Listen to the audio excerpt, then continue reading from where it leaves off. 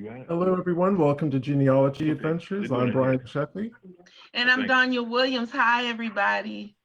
I hope we all hope that you're having an amazing Sunday, a great day. It's a little bit chilly here in Maryland. I hope it's a little bit just a tad warmer where you are.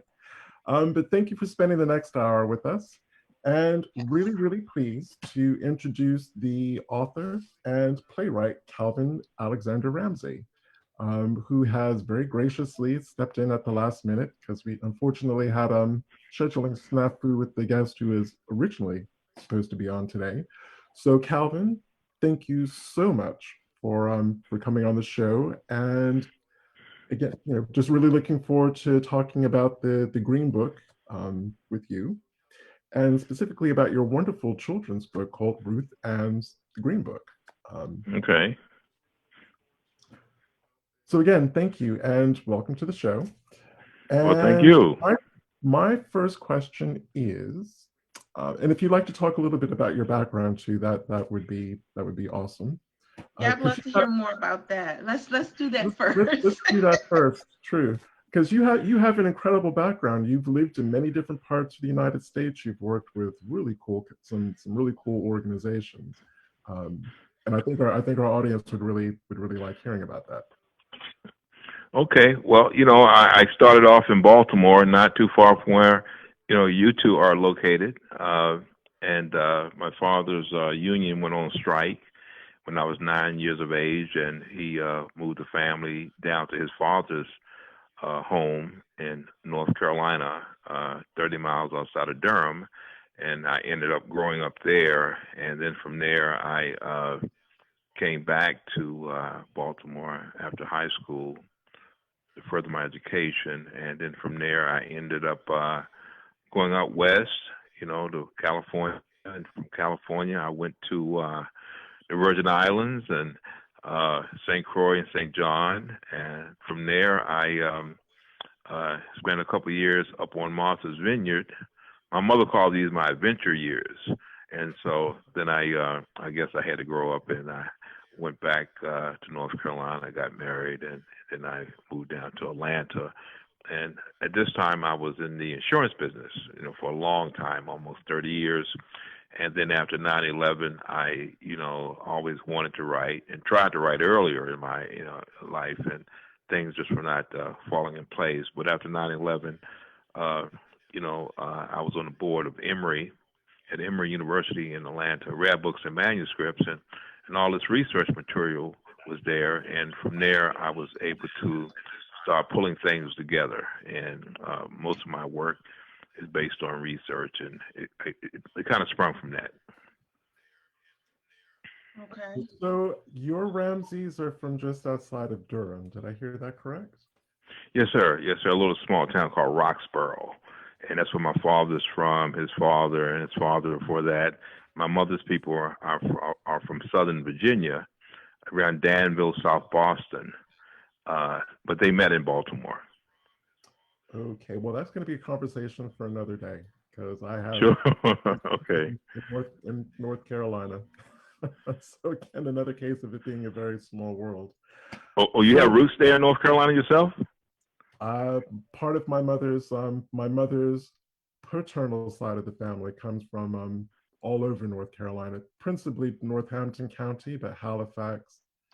Oh, sure. All the way over to Durham. That whole. Okay, corridor. All right, super. What's their last names? Oh, you've got Williams, Jossie, Futrell, Heathcock, Bird. Oh, it's a long list. What's a lot? Okay, fine. Okay. So I'm and interested. And Papoose, where are you from? Oh, well, okay. So Papoose is from a lot of places. I was born in I was born in Paterson, New Jersey, but I only lived there for like 5 years. And then my mom's family is originally from South Carolina, but my mom is one of 14. So half of them were born in South Carolina. The other half was born here. Well, one was born in North Carolina, and then the other 6 were born in were born here in Washington, D.C., my mom being a part of that other half of the six. And then she moved to, while I was alive, she moved to Virginia Beach and back here. And so, yeah, I went to school in Mississippi, but home is D.C. for me. So. Okay, wonderful, wonderful. Like all of us have been different parts of the country, different regions, and have, picked up different flavors for sure. Yes, for that, definitely. But I'm interested in your flavors. What made you move to St. Croix, like of all places? That. Oh wow! I was out at taking courses out at UCLA, and I went out there to write screenplays, and I just learning how to do all that. And I had written a story about a young man, African American, who goes to a black island. And, although he's black and the people there are black, there's still a cultural divide. And it takes a while before the two cultures, can, start working together. It's a learning curve on both sides. And so I had written a screenplay, and everyone said, well, you can't write about something you don't really know. You have to go there. And so my intention was my intentions were to go there and come right back, after a few, weeks or a couple months. But I ended up going there, and I ended up running a bar. And, and that was an experience. And but I got to know the culture. And so I had a bar I was running, and I had a horse I was riding, and I was playing tennis almost every other day. So I said, well, this is a pretty good lifestyle here. So I ended up staying a lot longer than I should have. And so, but I went there really to do research and to get back to write this. But I wanted to go to, I guess, first I was going to a island that was not in the United States. And I went there first, but you could only stay there so long. So I was told I should go to an American island territory. So that's how I ended up in St. Croix. St. Croix was not my first choice. Antigua, they just got independence, so I went there first. But you could only stay there so long. So the local people there, the local authorities told me I should go to American territory. So I ended up going to the American territory, and that's how I ended up in St. Croix. It's always those intentions, because I lived in England for most of my life. I was only meant to be there for 6 months and then come back to the States, and 30 plus years later. So yeah, that 6 months kind of got dragged out of it. But much like you, is for the same reason, the kind of quality of life experiences, learned how to surf, living in England. So that was a lot of fun. I can imagine. One question that I have for you is, I'm always interested in finding out about how people find their voice, the medium that they want to use to express their voice and to tell stories. So for me, it's kind of writing short to moderate length articles, but obviously also doing this broadcast, which is the same for Danya. What was it about writing that kind of enabled you to tell the stories that you wanted to tell in the way that you wanted to tell them, as opposed to, say, another medium? Well, when I was out, and I was living in Santa Monica at the time, outside of Los Angeles, near the water. And so I really didn't quite know. And what happened was, out there, I was trying to just sell anything I could. So I really didn't have a voice. And I was looking for something easy, I guess, that would be commercial and I could do it quickly, and it just didn't come together. So not until I got to Emory, I was lucky enough to be put on the advisory board for rare books and manuscripts. And from there, it was all this material. It was people left their papers, their books, their manuscripts, and so I was able to, sort of be. So I was exposed to that, and by reading some of these stories, they were hidden away. I mean, scholars knew about these papers and whatnot, but the average person did not. And so I always consider myself the average person, not an archivist or a historian or a scholar. And so, by being exposed to this material, it pulled me in, and I wasn't sure if people were going to like it or not. And so I started, going through it, and I started reading it, and next thing I know, I was trying my best to write something, and I'd never written a play before, and I had no real training in that. And so, but I've been in sales, and so I was used to rejection. So somebody telling me they don't like something was no big deal, or telling me no. I mean, I just kept, I just keep moving. So I started doing that, and I had friends who, some friends who were, in theater and actors and I guess people in the arts, and I would show my work to them, maybe a scene or two, and they would give me advice or do's and don'ts, or what they liked, what they didn't like, and so it was trial. It was really trial by error. I just kept writing it. As you know, writing is rewriting, and I kept doing that. Ozzie Davis said writing is like working with wood, being a woodworker. You have to just keep working it, and so I just started doing that, and then I started going to more theater, more plays, and seeing what was working, what was not working. And then, one thing about the theater community, they're very generous. Actors, directors, stage managers, they will share information with you. And very giving, a very giving community. I don't know what the movie industry is like, or TV, but theater people are really, really tops, in my opinion. Wow. Well, that's really good to hear. And I was going to say, if there's two people who can empathize about the writing process, you're speaking to them. Yeah, you really are. Both of us have written books, so. Oh, wow. Okay. And Yeah. it seems like the easiest task in the world to sit down and just type out words in coherent sentences with good punctuation and either tell a story or a history, or, the kind of writing process. And not as easy as it seems. No, not at all. And first, or one of the first, one of the first things, you have to sort of, like what you're writing yourself. I mean, if you can please yourself, you hope others like it. But to try to have a committee to have friends who write things, they show them to everyone, and they get feedback, and that just confuses them sometimes, because they're hearing all these different voices, and when you finish a project, I think it's good to hear feedback. But I think when you're in the middle of it, you really should go with your gut. And what makes you feel good, what challenges you, and because it's so personal, because it's you and that piece of paper or that laptop, and it's really I really enjoy it. It's a labor of love, but I can't think of nothing else I would rather do. And this pandemic has really allowed me time to go look at some projects that I hadn't finished, and so it's really been working in my favor in some ways. So let's jump into the Green Book, because what made you do us? Huh? Just have one quick question.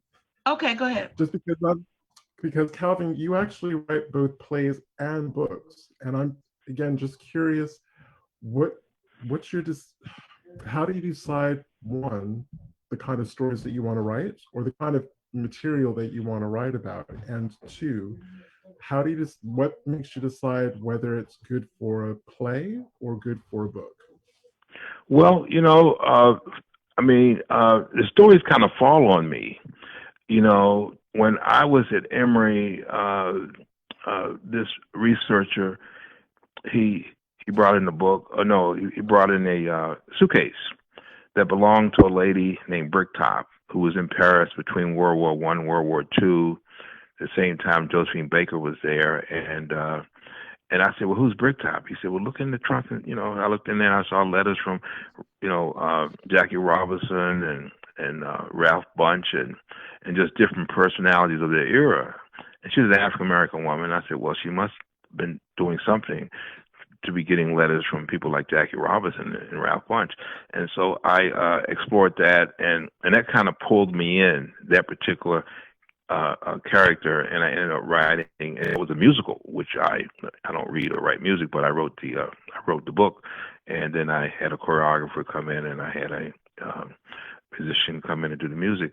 But that kind of pulled me in. Now the Green Book, I had never heard of the Green Book. You know, I'm old enough to remember the days of Jim Crow travel and things of that nature. But when I was out in California, I was in Westwood, which is kind of like Georgetown downtown compared to the college there.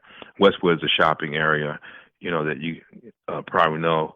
And I was down there one day, and I went to this men's store, just browsing, looking, and there was a brother in there, and started talking. He was working there, and so he was from New York, and he had gone to San Diego State, and he was he graduated.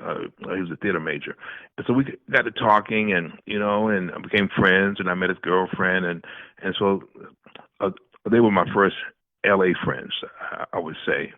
And so you know, we stayed friends while I was out there, and we stayed in contact a little while. And his name was Jonathan. And so 30 years later, when I was out there, I met Jonathan's sister, Patricia, and her, you know, husband, Tony. So 30 years later, you fast forward 30 years later, I'm in Home Depot in Atlanta, outside of Atlanta, buying a lawnmower for my son. And Tony sees me, and he walks up behind me, and he said, "You look like Calvin Ramsey." And I hadn't seen this guy in over 30-some years.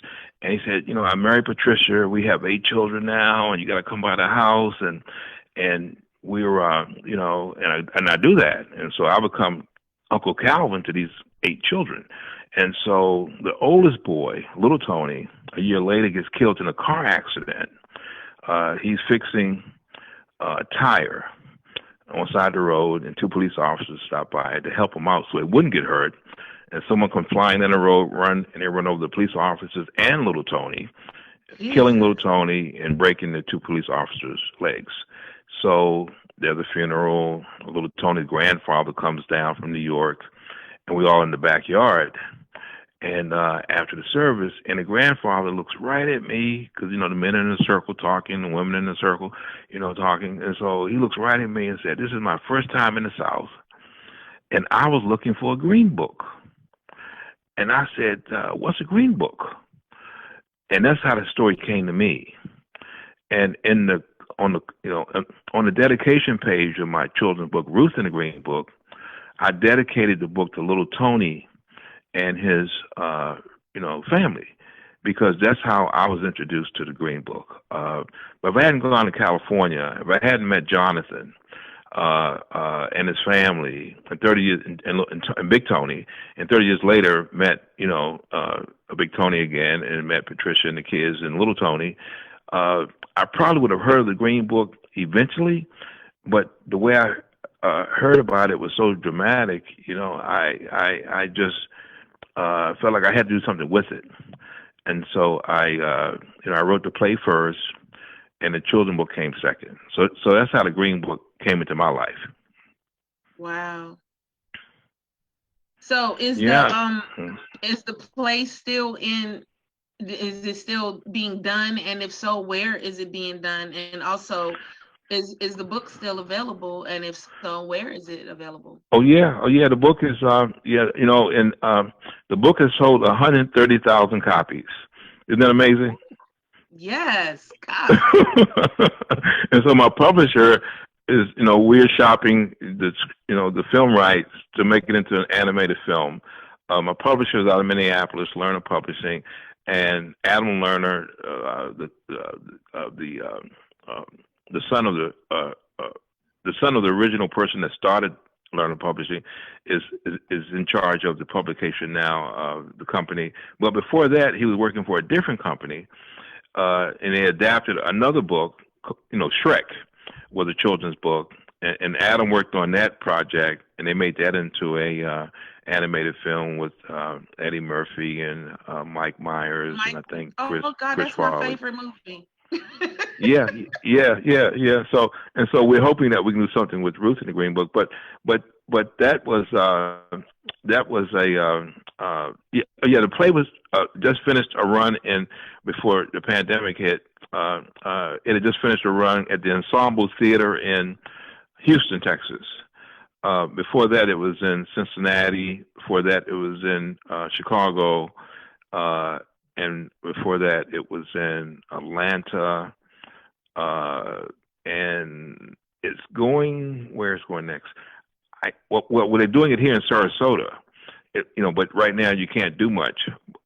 So we're looking to do it here soon as it's safe, So, yeah, so that's what the play been doing, and so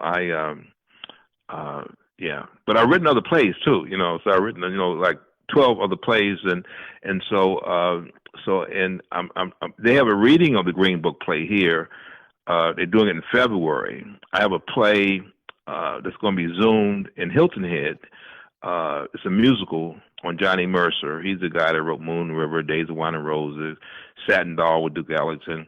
And it's really about his friendship with Nat King Cole. He's a white Southerner from Savannah, and he started Capitol Records. And, so really it's just a piano player and a singer, and they singing songs and telling stories in between. And then I have a play I'm doing up at Emory University in Atlanta with the Michael C. Carlos Museum. It's about, it's called The Odyssey of Virtues, and it's about this white doctor that was in Montgomery, Alabama, and he's the father of modern day gynecology, and it's about how he practiced this field on enslaved women from various plantations around Savannah. I mean around Montgomery. So it's pretty intense. That's a pretty intense play. I did that play in Harlem at the National Black Theater of Harlem about 2 years ago. And then I got a play up at Columbia University in New York called it's called Baseball, Apple Pie, and the Klan. And it's about this area outside of Atlanta called Stone Mountain. Dr. King talks about it in his I Have a Dream speech. But Stone Mountain was where the Klan would meet once a year, and they have a rally with 30,000 members. But right next to the mountain is a black community called Shermantown. So I wrote a play about what it would feel like, living in Shermantown during Labor Day when this rally was going on with speeches and other things. And so we're doing that up in New York. And all this stuff fell on me. I mean, I really didn't know about Shermantown too much, but I was an insurance guy, and I was out there prospecting for new business, and the people started telling me these stories. And the same thing with the play at Emory with the doctor. A friend of mine who's a rapper in Atlanta, he kept telling me about this guy, and it finally sunk in, and I started researching it. And the thing with Johnny Mercer, his papers are at the special collections at Georgia State University. So when I go to a town, first thing I do is, if it's open. When I was out in San Francisco, I went to Berkeley, and they got the Mark Twain papers. So I go to these special collections and just see what I can find. But I never know what it is or what's going to speak to me, because I just go in there with a blank mind in a way, of just digging. I'm just digging and looking and just, I don't know what I'm looking for, but I know it when I see it. And so when I find it, if it grabs me, that's what I write about. You see, I've always found the Green Books really fascinating because as a kid, I remember seeing my father's copies. So these were like really old, really dog-eared copies. And for the audience members who aren't familiar with what these are, the Negro Motorist Green Book was a book that plotted safe passage out of the South into the northern states and kind of the Midwestern states. And I think actually it plotted it all the way to California. And basically nationwide, and the 1962 Green Book covered the Caribbean. It covered Mexico, Canada, and the Caribbean. Wow. And our people needed those guides because they had to navigate through what I would call hostile territory. They had to navigate sundown towns. They had to navigate sundown counties, safe place. Yeah, exactly. And Victor Green was a mailman, and he was a mailman from 1913 to 1952. And so his name was Victor Hugo Green. He lived in Harlem, Sugar Hill, Harlem, right across from Duke Ellington. But his route was over in Hackensack, New Jersey. So he got up every morning, about 4 or 5 in the morning, took the, bridge over and went over there and, and delivered his mail. And his wife, Alma, who is from Richmond, Virginia, Alma Duke Green, they were married, for almost 50 some years. They didn't have children, but Alma really was the one that pulled the Green Book together because he was working, full time. And she and Alma, along with 4 women, all female staff, they're the ones that really pulled this together. And what Victor did, Victor, by being a letter carrier, he belonged to a union, a black union, the National Association of Postal and Federal Employees. And so they had, back then they were all men who were, male men. And so these black guys would ask folks on their routes, would they mind being in this book? And that's how he was able to get these addresses. There were no phone numbers. They were just addresses. And they would send them in to Alma. First they had the office in their home in Sugar Hill, Harlem, 938 St. Nicholas Avenue. Then they ended up moving, getting an office at 135th Street, right up from the Schomburg in Harlem. And so and now it's a Thurgood Marshall Youth Academy. But that's how he was able to get these addresses. These men out there delivering mail. Back then, being a mailman was one of the top jobs a black person could have in the 30s, 40s, 50s, 60s, and even today it's not bad. And so, but they would screen and ask certain people on their routes who they felt like could house strangers traveling and have them put up in a place that was safe. And so there were no phone numbers in the Green Book. So once you listed your home in there as a tourist home, you could have a visitor coming there any time of day. And so that's how this thing grew to be nationwide, and then Canada and the Caribbean. So, so it really, you think about it, it was no internet. It was really just, the trust of this letter carrier. But really, the backbone of the Green Book was black women, because in the Green Book, you look at these addresses, there's always Mrs. So-and-so. It's never Mr. Smith address in the book. It's Mrs. Smith, because the black woman was the one who said, put me down, because back then a lot of women worked in the home and the men worked outside the home. So that really, and I don't think the black women, along with Alma, they have gotten enough credit for making this thing run from 1936 to 1967. Wow. That's amazing. So, I mean, I've always heard of the Green Book. I'm not old enough to know about it. Mm-hmm. So, I mean, everything that you're telling me is just brand new. It's all new to me. And to hear that black women really fueled the whole thing. Yeah, it's just, it's not shocking to me, but it is amazing to know that, and then to hear you give that whole credit to them in the way that you did just now is it's awesome. And how, once again, they're not given their due.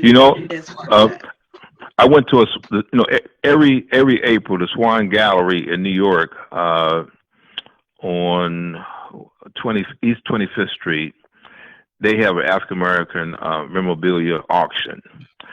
And the last time I was there, a 1945 Green Book sold for $40,000. And it was in bad shape. So the gentleman who I spoke with earlier, sir, if you have a copy of that book around your house or in your attic, in your basement, you might want to, dust it off and treat it real well, because it could be worth anywhere from 40 to 50 grand today. Ooh. Wow. The rare books, and and Victor and Alma, they didn't produce any more than probably 20,000 books a year, but those books was held forever, and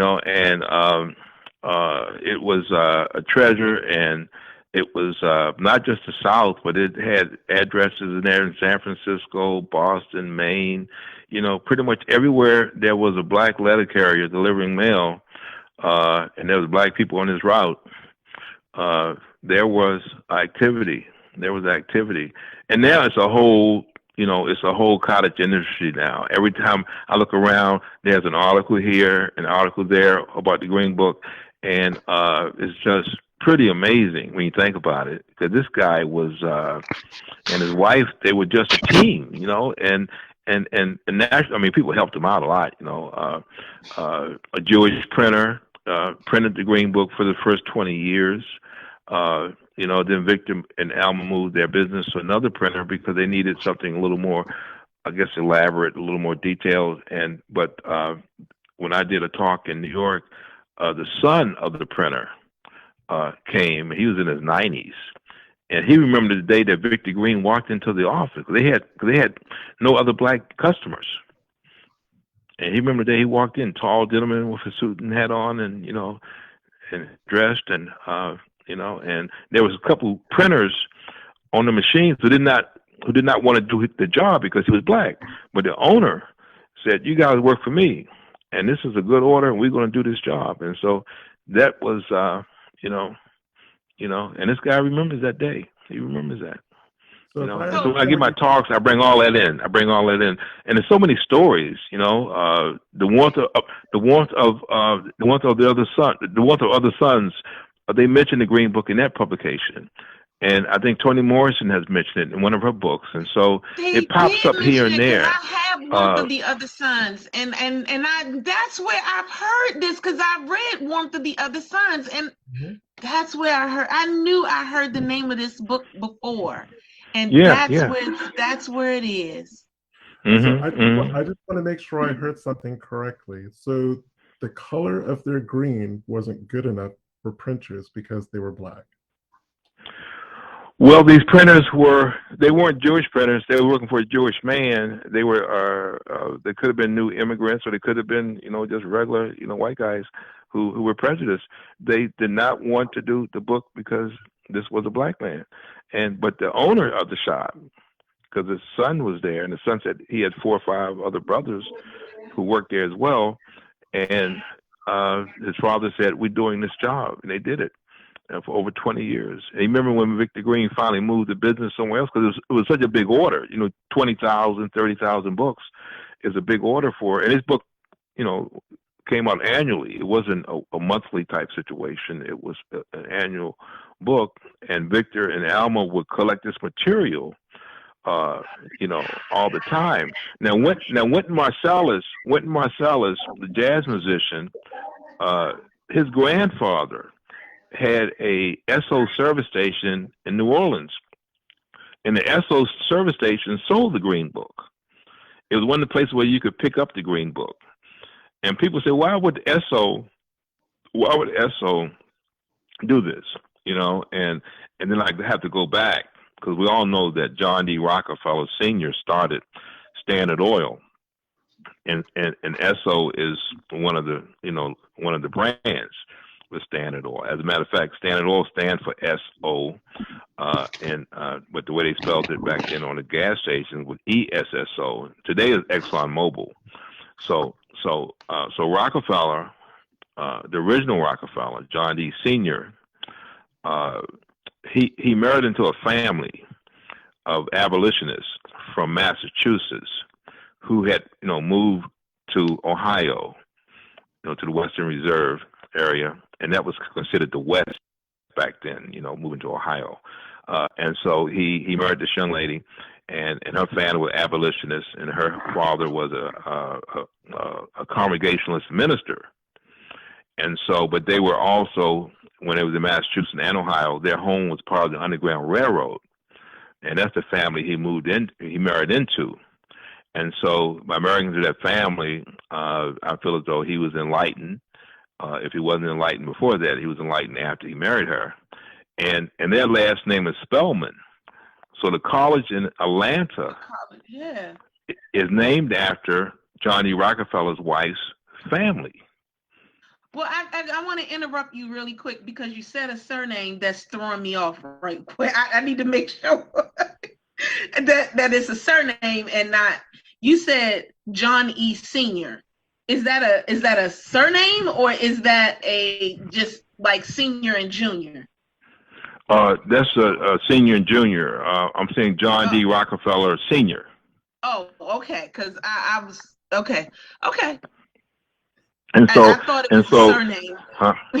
And so, if you go on Spelman's campus, you would see a portrait of Minister Spelman in the administration building, and then you would see the church there called Sister Chapel. And I always thought it was named after, the sisters that go to Spelman, but it's after Laura and Lucy Spelman. It's named after them. So that's why Esso was selling the Green Book, because of that connection. And that's why Wynton Marsalis' grandfather had an Esso service station in New Orleans. So when blacks were traveling, they saw Esso, they knew it was a friendly place to stop. They could get snacks, use the restroom, and be treated like human beings. And so and also Esso was the first one to train black men to run their own stations during this period. Wow. Well, one of the things that I actually love about the Green Book now as an adult, and I didn't get that when I was looking at them as a kid, was you can almost plot the route that your ancestors took coming out of the South, going into wherever they went in the States. You could get a sense of if you had to stop overnight, what house they could have stopped at, what B&B or what hotel, what gas station. And what I love about it is you can actually almost walk in the footsteps of your ancestors. I think our collection of books is invaluable for that reason. Now, what kind of stuff are you guys writing? I've written how-to books about how to do genealogy and a little bit about DNA research. Donnie can tell you about her book. My book is on researching my family and just learning about who we are and what we do and where we come from. And that what threw me off when you said senior. I actually have a surname that is Senior. It actually is Senior. However, might not be, but that's a whole nother issue. So, okay. We do family history research. That's what my stories are about. Okay, so this organization is the Daughters of the. Huh? I mean, your organization is the DAR. Is that what this is? No, I work for the DAR personally. Okay. But Brian and I, we are a team, and we are we work together under the Genealogy Adventure Show. Okay. We also do genealogical research as Genealogy Adventures team. Okay, because I have a friend in New York named Ruth Hunt. And somehow or another, she's pulled together some black women who are associated with the Daughters of the American Revolution. Yeah, DAR. There are black women who have joined the DAR. Yes. Okay. And they were able to trace their roots back to the revolution. Yes, there are. Yes, there are. Oh wow. Yeah, there are several. Wow. Matter of fact, there are black female patriots who were actually back in that time period. Wow. That I didn't know that. Revolution. Wow. Yeah. So are you gonna write about that? I mean, once you finish with your family projects? Only if they're part of my family. Okay. You're sticking with the family, right? Right. All right. Okay. Wow. That's good stuff. So how did you two meet? Online, because we're also cousins. Donnie happened. Oh, okay. Donnie happened to find an article that I wrote about where we have a lot of our common ancestry, a place called Edgefield in South Carolina, and she reached out to introduce herself and say hello. And I forget how many years down the road it's been. It's been a spell, but it's been a while. We just at least 15, something like I think. That. At least 15, maybe more, but at least 15. Yeah, and we just clicked immediately. Yeah, well, that's good. I feel like I've known. And you both in the DC, Maryland area. DC, yes. Maryland, Virginia area. Yeah, that's a good area. That's a very good area for But when research we and for all met, kind of things. he was still in England. Oh, Yeah, Yeah, when we met, oh. he was still in England. I haven't been back in the United States for terribly long. Okay, so how long were you in England? 30 years. How many? 30 years. Oh, 30 years. Wow. Mhm. That's wow. Do you miss it? Um, if Brexit hadn't have happened, yes, I would miss it. But Oh, okay, okay, Britain's kind of okay. going through its own madness at the moment, so that's a Yeah, yeah. You know, there's a slave museum in Liverpool. yes, of course. Uh, and I don't know if you've been in Liverpool or not, Mhm. but I want to, take a play there once things open back up. And I would love to take a play to the West End. That's what I'm hoping to do. But Actually, but I your had to wait better till things open up. your better bet in London isn't necessarily the West End. It's more up towards Camden. That would be Oh, any of the playhouses and theaters in Camden. The Camden part of London would be more amenable to kind of putting on the plays, the performances that you do. hmm West End is basically like Andrew Lloyd Webber, huge multi-million pound productions, kind of a thing. yeah, yeah, And I yeah. think the And people that your stories would really resonate with very strongly would also, they're the kind of audience that would go to the Camden and like Kentish Town Road parts of London. okay, well, you're gonna have to email me what you're saying, so I can have that because if you don't mind, because I, haven't really reached out there that much, but I would like to. That would be a place to start and to make a contact. Um, I had Ruth in the Green Book was written up in the London Supplemental Times Excellent. some years ago because I think the Black History Month over there was in October. Yes. Yeah. Yeah, and I think they're trying to change it into making it like a multicultural month, like like the East Indians and everybody be sort of included instead of just Black history. At least that's the last thing I heard. But the London Times did a piece on Ruth in the Green Book in their Sunday educational section or something to that effect. And I was interviewed by the BBC twice, and also by a radio station in Ireland, and they were just really shocked that this had gone on, and I think in Ireland it's almost a law that if someone is traveling and they knock on your door, you have to assist them. It's good. It's good old Irish hospitality. But I was going to say, if you do go to Liverpool, you're going to see a lot of very old. I mean, they've seen better days. I'm going to be honest about that. But you'll see these huge 18th century mansions that are now been split up into like houses of multiple occupation. Slavery built all of those houses. That's where the slave ship captains, a lot of them lived, and the people who profited off of slavery. And the good thing about Mm-hmm. Liverpool, it is coming to terms with that past. Yeah, and they asked Ringo Starr, did he miss anything about Liverpool, and he said no. And so his statue in Liverpool, someone cut his head off, and so Jesus Christ. but It sounds about right. but he took it in jest. He made a joke about it. He said, there's nothing he misses about Liverpool, and so I guess folks there got pretty upset with him saying that, so his head came off. Anyway, so I don't know what else to talk about. I mean, I'm still writing and researching. I'm down here in Florida now, and there's all kind of stuff down here with the Black Seminoles, and I'm looking at that. And there's Black people that Sarasota is where the Ringling Circus would take the winter off, and this is where they would stay. The men, the women, the animals.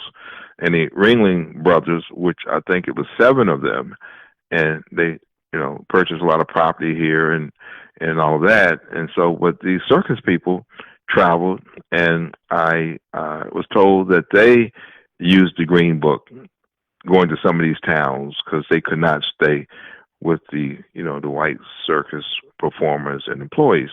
And so there's all kind of off stories to this, and since all three of us are children of the Great Migration in a way, our parents traveled, and I know my people, traveled and packed their own food. Wait. One quick question. Hold up. The Ringling Brothers were black? No. Huh? No. No.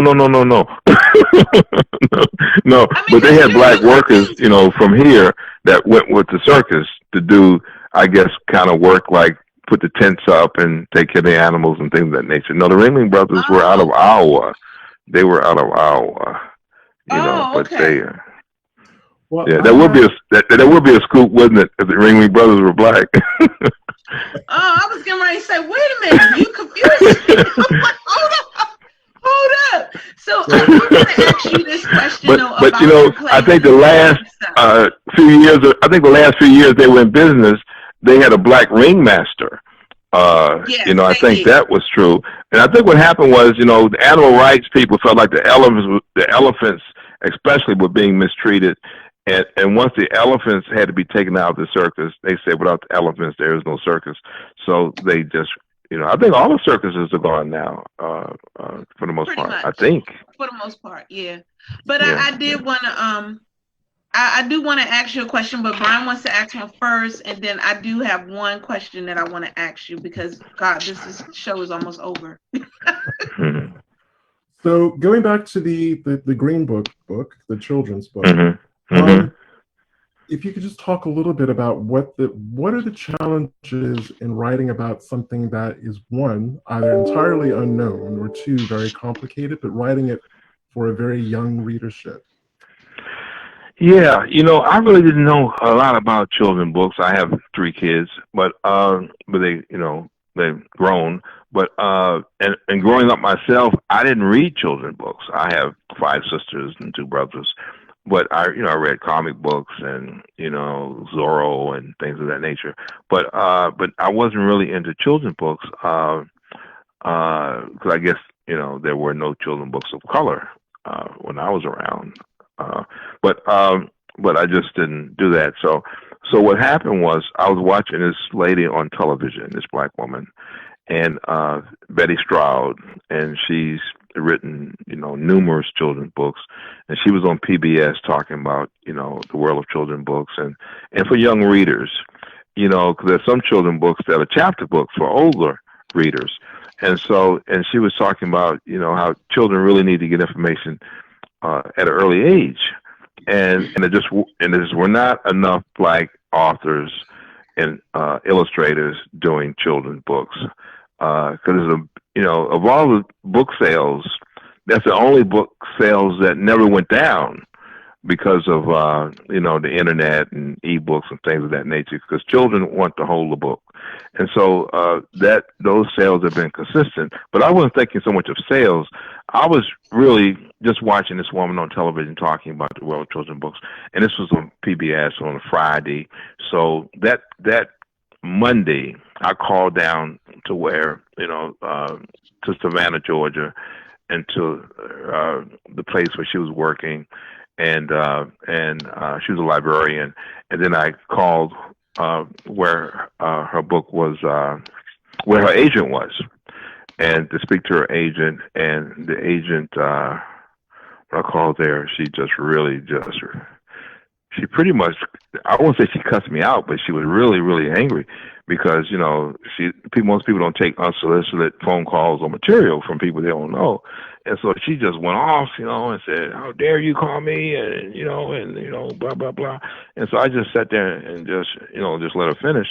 And so when she got through, she said, "I'm leaving here in about 4 weeks to start my own company. Call me back." And so I called her back in 4 or 5 weeks, and she said, first of all, you don't have a book, you just have an idea. Brandy? And, Hello? Go ahead, you're fine. No, you're fine. Oh, yeah.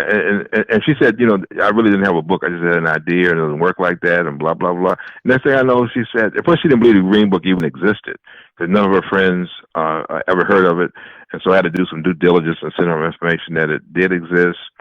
And I didn't know how to do a children's book. And so I reached out to, she, gave me some people that I should talk with. And one was this woman named Gwen Stroud, who had written many, many, many children's books. And so we kind of collaborated together. But then I had to come up with an illustrator. And I didn't know any illustrators, but I had gone to the library and just looked at different books. And I found this one guy I liked a lot, Floyd Cooper. He's a black guy out of Oklahoma, but he lives in Pennsylvania. And he has won the Coretta Scott King Award 5 times. He's a legend in the world of children's books. And I said, I'd like to work with Floyd Cooper. And they said, you'll never get him. No way. It's impossible. He's too busy. He's too big. He's too everything. And so sure enough, word got to him that I was looking for him, and he did it. He did the book. I never spoke with him. I never heard from him. When he just did it and finished it, and I had no input in the drawings at all. And so that was that, and that's how that whole thing unfolded. And I have friends who've been trying to get children's books published for years. I mean, they really want a book done.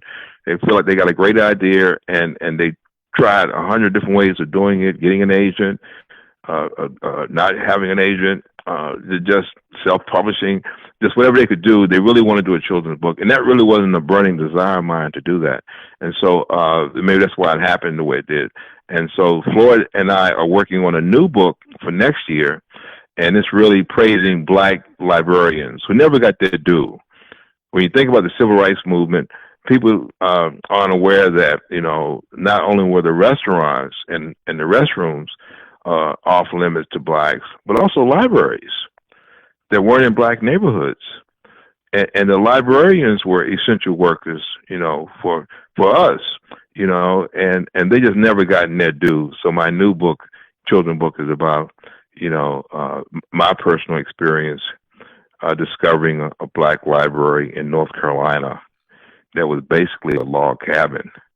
And that's where I got the bug for reading and going to the library because of these librarians that were in this little rural town in North Carolina.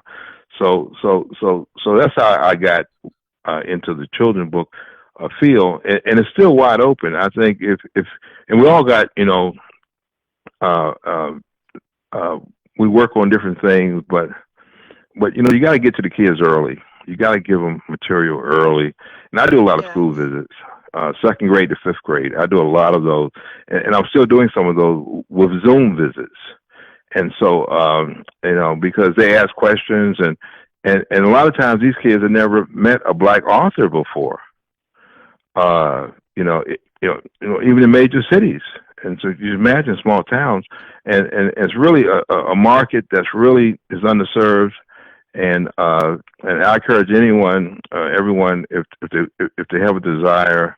And we all got a book in us. We all got a children's book in us as well, of an experience that we experienced, something to share. And so, it's only 2,000 words. That's all it is. 2,000 words, and the rest are, drawings. So it's not impossible to do, but it's something that can be done. And your publisher will work with you. They have editors at these houses that will work with you to make sure that you're telling a story in a way that can move children, and also can move the drawings in the book, because people can paint well or draw well is one thing, but the images really have to help the story along, and we need more minority illustrators and more minority writers. Absolutely. And Donnie, that sounds like a topic for another show. And it does. You can close out the show with your question. Well, my question is quick. And we need you to answer it quickly because we're at the end. I just want to know, do you because it looks like all of your plays and your books and things of that nature are definitely based on civil rights, you know, and, you know, just what African Americans have gone through throughout the years and so on and so forth. Do you tend to do that based on like researching what you've researched, family history, or what others have researched, or things of that nature? Yeah, and things I've experienced personally myself, you know, and I guess it what speaks to me. I mean, some folks do comedy, some folks do romance. You know, we all got something that, you know, we think we can do in an adequate fashion, and so I think I tell these stories. I mean, if I could do comedy, maybe I would do a little comedy. I mean, I might write a couple lines in a play that might generate some laughter from an audience, but basically, I try to share information, historical information, in a way that people can take it and go out and do their own research, or I'm just sharing what I've stumbled across for the most part. But yeah, and I'm old enough to have lived through the civil rights movement, at least this portion of the movement. I remember when Dr. King was alive, and things of that nature when he died, and so you know, those things leave an impact. And I remember Malcolm X died, and when Jackie Robinson died, and you know, and Fannie Lou Hamer. So all that stuff is living history to me. Those are things that I experienced while watching television. And so and back then you just take this stuff in and you don't really do much with it, because you just, you know, it's like you're a vessel. And so yeah, so that's what everyone got their own little niche, and mine seems to be this. And so I didn't, it chose me. I really didn't choose it. That's exactly it chose me. Well, I want to thank you so much. Brian, go ahead. I was going to say thank you, Calvin, for spending this hour with us. Thank you. The audience at home, thank you for spending the hour with us as well. There's a link, and we'll repost it again, that goes to Calvin's website that talks about his background, his plays, and also the books that are available for sale. Yes, okay, and Calvin, please bring your plays to this area, because I so want to go see them. You know, I did a play at Metro Stage a few years ago, outside of D.C. in Alexandria. Bring it back. I'll bring it back. Bring it back. And we're going to talk again, because I have you now on Facebook. You can't get rid of me. So all right. Okay. Good enough. Thank you again, though. Thank you so much. And guys, so thank you both. And gentlemen, please send me that information about, you know, the locations in London where I could possibly reach out to them about my, you know, about my work, you know, going there. Most definitely. Absolutely. Okay. All right. Thanks. Happy Thanksgiving, and stay safe. Thanks. You too. You too. Okay. All right. Thank you. All right. Bye-bye. So next week, guys, next week is going to be another episode on our Joined by Slavery series that we've been working on. And this is going to be with our own personal family. And we're going to be talking to the Settles line with Hamad Settles and Gina and Dana and, oh, I can't think of one of our cousins' names. Me too. But it'll be posted. And it's already posted, and it's already a really very wanted to watch show. So I can't wait, because this is going to be the first time that I've acted for me personally. Brian has already, you know, really kind of met some of his white family members. This is going to be the first time that we did. Yeah. No, it should be fine. Go ahead. This is the first time that I've spoken with my white family members. So next week, Joined by Slavery, meeting the Settles family. And we're going to talk with them, and we're going to learn from them, and they're going to learn from us, and it's going to be an exciting show. So guys, thank you for joining us this week. And we look forward to talking with you again next week. I'm Danya. I'm Brian. Happy Thanksgiving, and stay safe. All right. Thank you. Bye-bye. Bye-bye.